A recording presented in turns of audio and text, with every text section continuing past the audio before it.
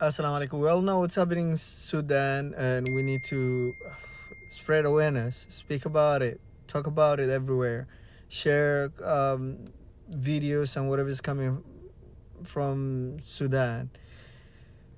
Obviously, many people were shot, and a lot of other people are starving right now, and something needs to be done. Obviously, we know Emirates what's causing majority of suffering over there, supporting the RSF or the Rapid Support Force, whatever it's called, and their government formed in Nairobi, Kenya.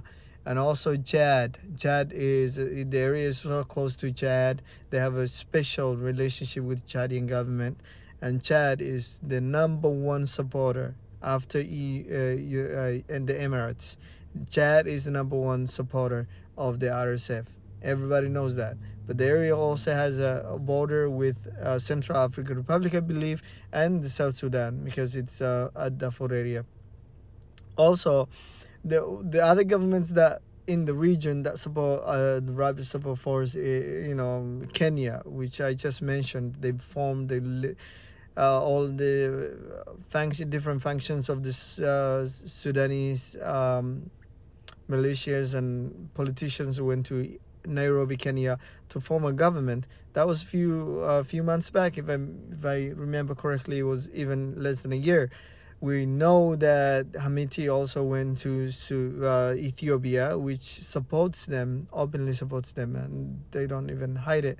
So this war is regional. The regional government, I'm sure Uganda has something to do with it too. And this is a regional war against Sudan and Sudanese people. The functions will not do anything for you. Once the moment you destroy your government, that will be the last time you will see peace. There will be civil war, there will be chaos, there will be all of this. What we hear right now and what we see, the videos we see, is just the beginning. It's going to be the beginning unless the entire international community stops what's going on. We spread. It was there. Everyone was talking about Congo. Everyone was talking about Sudan, but everyone was focused on the massacre on the Palestinian people. But a lot of people were mentioning what's happening in Sudan. People were aware of what could happen with the Rapid Support Force is an evil entity that only knows destruction and killing. We knew what could come out of that. And nobody knew, nobody was expecting the videos we seen. Nobody expected that could be possible from people that you share ethnicity and religion and color and everything with. Nobody thought that would be possible. And now here they are trying to defend themselves and we told you not to do this, we told you to those are all lies.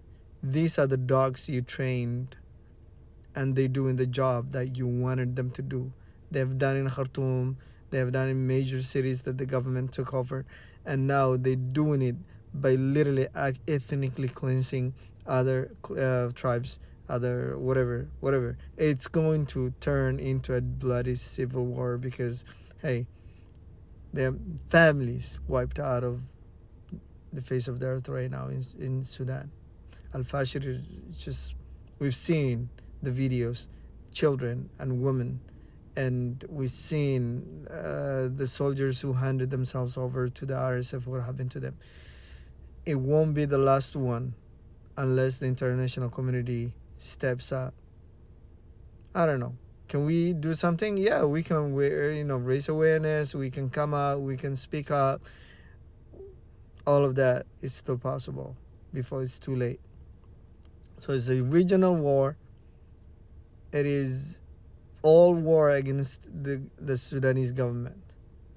Yeah, they have a right to say al-Bashir needs to go, but nobody has the right to take everything from people of Sudan. If the military is there, if the military was strong, if there is no peaceful resolution, then there should have been some other way. You need to learn lessons. People need to learn lessons about destroying everything. It could take time. It could reconstructing that country if it collapses. If it collapses again, it's still strong. They have a strong government, strong military. But if it collapses, it could take decade, if not more, to rebuild that country. We all know, but there's a lot of other interests that are involved here, and many countries just cannot accept how huge and big and powerful Sudan is.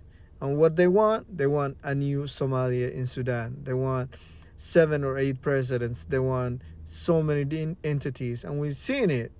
Libya, Gaddafi was taken out, but who changed? Who replaced him? Nobody. It's a power vacuum. And these Malaysians and the group and the interest money, everything floods into the country, and even the Turkey's support could not help the Libyan people. They have 2 governments, 2 parliaments, 2 everything. At least they're not like us, like the Somalia, that has 7 presidents, 7 parliaments, 7 governments, 7 police, if not 9, right? Regional governments. It could go that dirty so quickly. So let's tell the world what's going on. Tell your friend. Speak up. Write about it. All right. Tomorrow is the Jum'ah. Make a dua, special dua to those evil people who did that to the Sudanese people. Okay. Assalamu alaikum.